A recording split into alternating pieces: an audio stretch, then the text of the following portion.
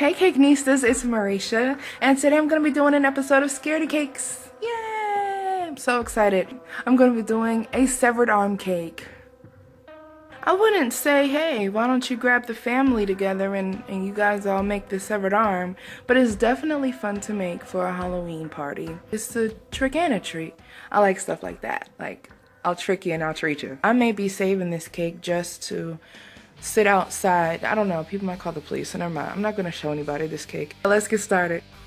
Okay, you Halloween lovers, we're going to start off with some vanilla cake batter. Use any one that you like or any flavor that you like. We're going to put this in a 9 by 13 inch pan or a jelly roll pan. Of course, it's lined, and it's going to bake for about 15 minutes at 350 degrees or until it's completely done. Now we're going to slide that out, and we're going to put another piece of parchment paper on top, and this is going to help you roll the cake up. And this is the same process if you were to do a pumpkin roll or some other type of rolled cake. You have to roll it while it's still warm and flexible, and then you're going to let it set up in the refrigerator. Meanwhile, we're going to move on to our frosting. I have some strawberry frosting here. It doesn't really matter because we're going to color the whole thing a maroon color, which is kind of like a burgundy. When your cake is fully cooled, you can unroll it, fill it with frosting, even if it does break apart like mine did. It's all good. And then you can roll it back up and cover the complete cake in frosting.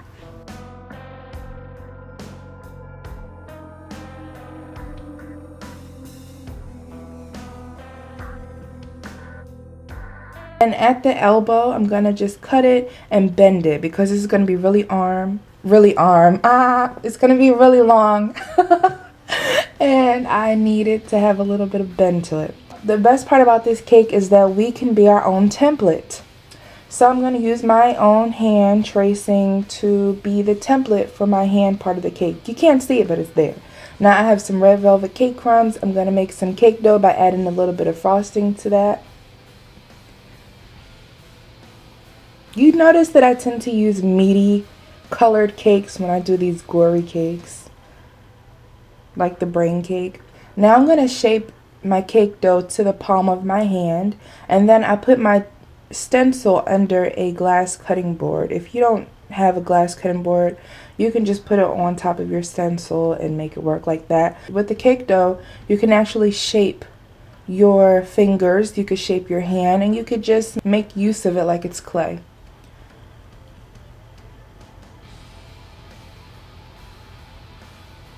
One tip here is to remember that you're going to be applying fondant to this hand, and if you make the hand as big as your stencil, it will look like there's a glove on your hand. When I did it, that's exactly what it looked like.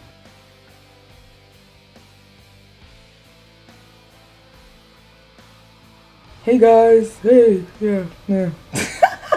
Alright, now I've attached the hand and the arm, and I need to make it blend more together, so I'm just going to shave a little bit off of the arm and add a little bit of cake dough to the top of the hand so that I can mesh it all together. And you want to start adding some detail to that as well. Now I've got some fondant here that I colored with just a couple drops of brown. And now I'm going to apply the fondant to the arm and then some fondant to the hand separately.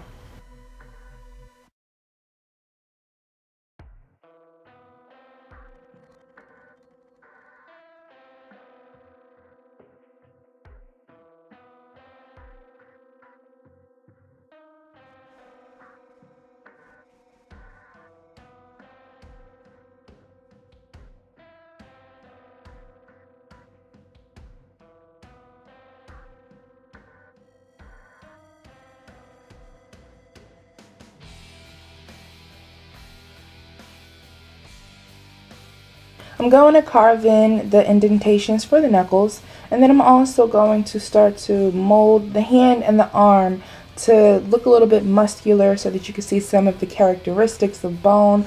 I intended for this to be a female's arm, but it clearly wasn't going in that direction, or maybe a really strong female, but either way, I just said, let me just make this a man. So now I'm using some brown petal dust, and I'm going to create shadows, kind of like you do when you do makeup and you create shadows on your face. This hand looks so chunky, so I definitely needed to create some shadows in this hand just to make it look a little bit slimmer like you would when you're contouring. And it's okay if it looks rough. You know, this is one of those cakes. I mean, for goodness sake, it's a severed arm. So I figured if it looks rough, it's just going to play to my advantage. Now I've got some yellow or buttercup petal dust that I mixed with some water. And I need for the cuts and the severedness of the arm and hand to look a little bit decayed. So I'm going to paint a little bit of yellow there on all of the cuts that I see. And I'm going to make a huge gash at the bend of the arm and do the same thing there as well.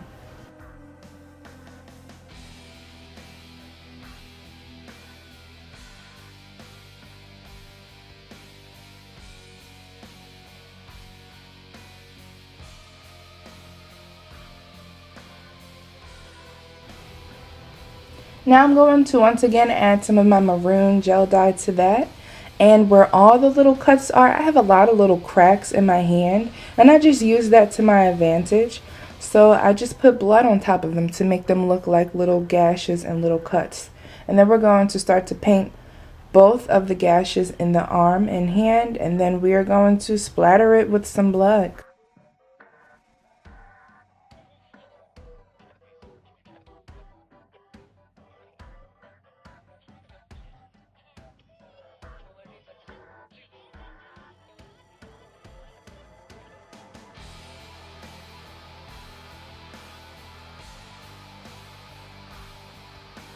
Next, I'm going to make my nails by just simply creating an indentation where the nail beds would be with the back of a paintbrush. I'm moving on to some stitches. This is just black rolled out fondant. I decided to make it look like somebody took the attempt of trying to get him together, but they failed clearly because we see some meat showing. So, you know. Now, this is how I make my bloody curdled mixture. It's just strawberry pie filling or cake filling, a little bit of water, and then some of that maroon or burgundy food color. And it looks like thick, nasty blood, basically. But it tastes great. It really does. It tastes great. Now, I'm really going to make the nails stand out by adding a little bit of that brown petal dust around the crevices of it. And I moved my entire arm to this ugly sheet tray that I was about to throw away. So this is perfect.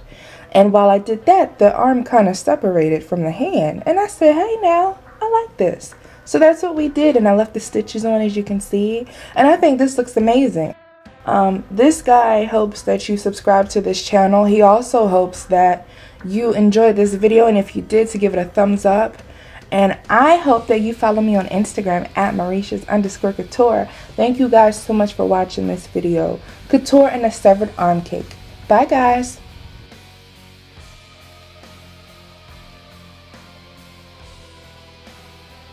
I can't do it. It's delicious. It's really good. I just can't do it, that's all. I hope that you guys have a very, very, very safe Halloween this year. And please be careful and have a great time. And if you have any parties, let your girl know so that I can show up on the East Coast.